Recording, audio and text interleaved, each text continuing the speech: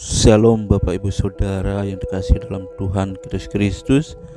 Renungan kita pada kesempatan kali ini terambil dari Ayub pasal yang pertama, ayat yang pertama sampai dengan ayat yang ke-22. Firman Tuhan berkata demikian. Ada seorang laki-laki di tanah Uz bernama Ayub. Orang itu saleh dan jujur. Ia takut akan Allah dan menjauhi kejahatan.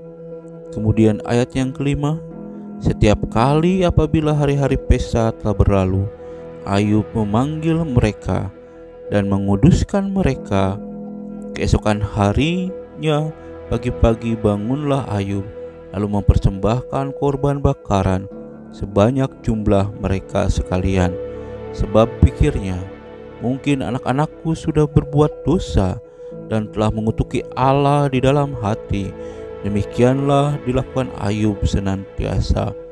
Lalu saya akan membacakan di ayat yang ke-20 sampai ayat yang ke-22. Maka berdirilah Ayub, lalu mengoyak jubahnya dan mencukur kepalanya. Kemudian sujudlah ia dan menyembah. Katanya, dengan telanjang aku keluar dari kandungan ibuku, dengan telanjang juga aku akan kembali ke dalamnya. Tuhan yang memberi, Tuhan yang mengambil, terpujilah nama Tuhan. Dalam kesemuanya itu Ayub tidak berbuat dosa dan tidak menuduh Allah berbuat yang kurang patut. Bapak Ibu Saudara yang dikasihi dalam Tuhan kita Yesus Kristus, tema untuk renungan kita pada kesempatan kali ini adalah apa tujuan dari penderitaan? Atau dengan kata lain, tujuan dari penderitaan itu apa? Itu merupakan tema renungan yang akan kita bahas pada kesempatan kali ini. Lalu yang menjadi pertanyaan bagi kita juga, mengapa harus ada penderitaan? Kalau Allah itu adalah Allah yang baik, kalau Allah itu adalah Allah yang kasih, pertanyaannya mengapa harus ada penderitaan? Mengapa harus ada kesusahan?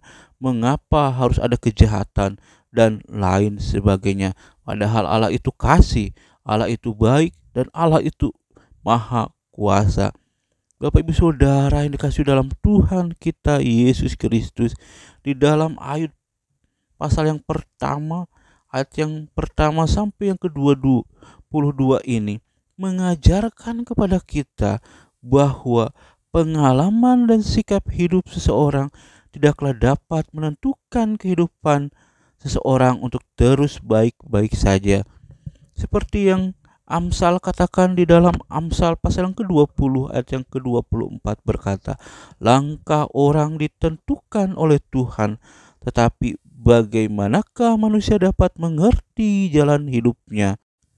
Bapak Ibu Saudara yang dikasihi dalam Tuhan kita Yesus Kristus, kalau Ayub saja yang merupakan seorang yang saleh, Ayub merupakan orang yang jujur, bahkan dikatakan Ayub menjauhi kejahatan dan hidup takut akan Allah. Kita bisa membacanya di ayat yang pertama, Ayub masih mengalami apa yang namanya penderitaan.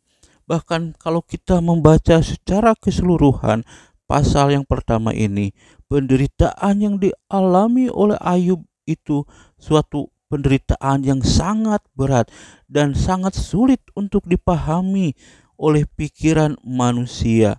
Lalu yang menjadi pertanyaannya, mengapa Ayub bisa mengalami hal tersebut?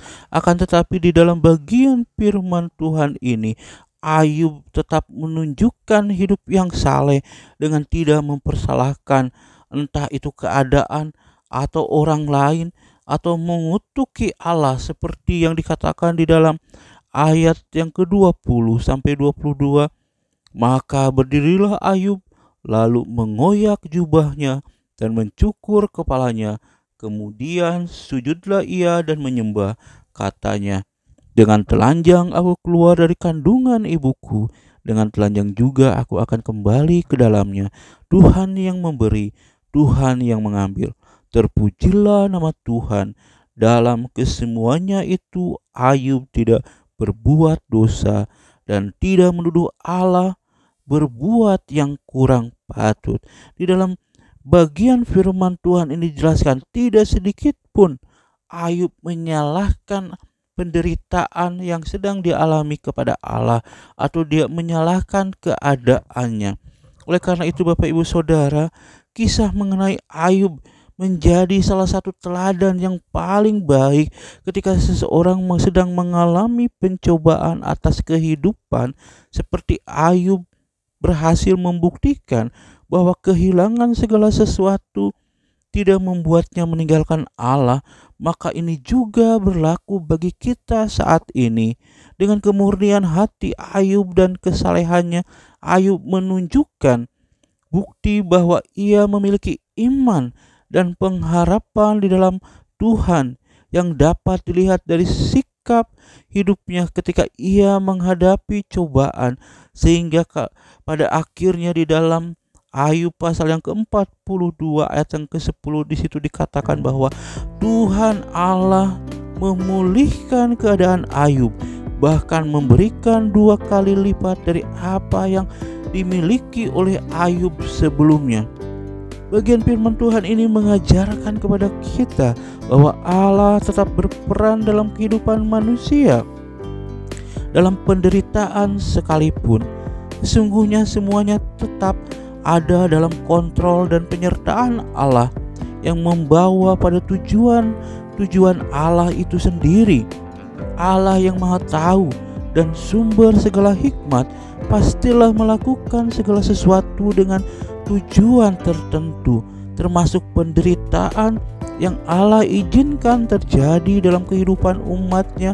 Allah memiliki tujuannya sendiri, entah tujuannya itu untuk menguji iman umatnya, atau karena untuk menguji seberapa besar ketaatan, atau lebih jauh lagi untuk menguji kesetiaan umatnya. Namun Allah tahu yang terbaik bagi setiap kita umatnya. Oleh karena itu Bapak Ibu Saudara, jangan pernah kita meragukan akan tujuan Allah bagi hidup kita. Apa implikasinya bagi kita firman Tuhan ini?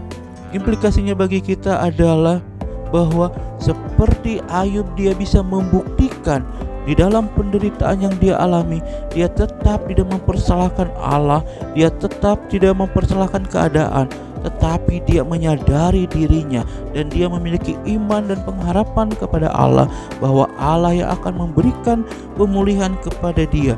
Begitu juga dengan kita. Penderitaan apapun yang sedang kita alami saat ini, kita harus yakin dan percaya seperti Ayub yang dipulihkan keadaannya bahkan 2 kali lipat menjadi lebih baik. Oleh karena itu juga kita harus yakin dan percaya bahwa Allah akan memulihkan segala keadaan yang kita alami saat ini menjadi jauh lebih baik. Seperti dalam Pengkhotbah katakan, segala sesuatu indah pada waktunya. Amin. Untuk kebenaran firman Tuhan ini, saya akan berdoa untuk kita semua. Terima kasih Tuhan, kami diingatkan melalui bagian firman Tuhan ini bahwa di dalam setiap penderitaan yang sedang kami alami, Tuhan, Engkau memiliki tujuan bagi setiap kami masing-masing. Oleh karena itu Tuhan, tolong kami supaya kami bisa menghadapi setiap penderitaan yang kami alami saat ini dengan kami mengharapkan, dengan kami berserah kepada Engkau di dalam iman pengharapan kami di dalam Yesus Kristus yang menjadi Tuhan dan Juru Selamat kami yang hidup. Amin.